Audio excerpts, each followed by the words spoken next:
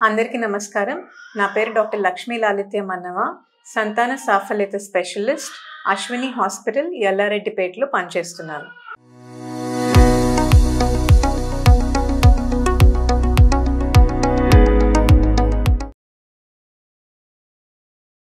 Pregnancy వచ్చిందని తెలిసే సంకేతాలు ఏంటి? సో, నంబర్ 1 ఏంటంటే పీరియడ్ మిస్ అవ్వడం.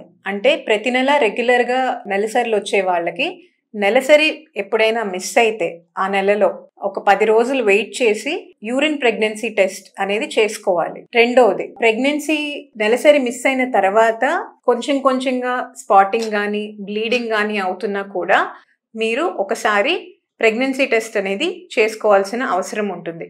కొంతమందికి ఒక 2 మంత్స్ ఇర్రెగ్యులర్ సైకిల్స్ అంటారు. అంటే 2 నెలలకు ఒకసారి పీరియడ్ రావడం, 3 నెలలకు ఒకసారి పీరియడ్ రావడం లాంటివి ఉంటాయి. అలాంటి వారు కూడా ఒకవేళ డౌట్ ఉంటే మధ్యలో ప్రెగ్నెన్సీ టెస్ట్ చేసుకోవాల్సిన అవసరం అయితే ఉంది.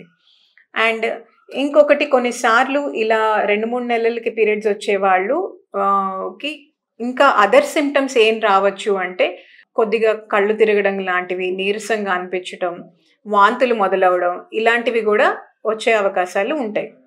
నమస్తే.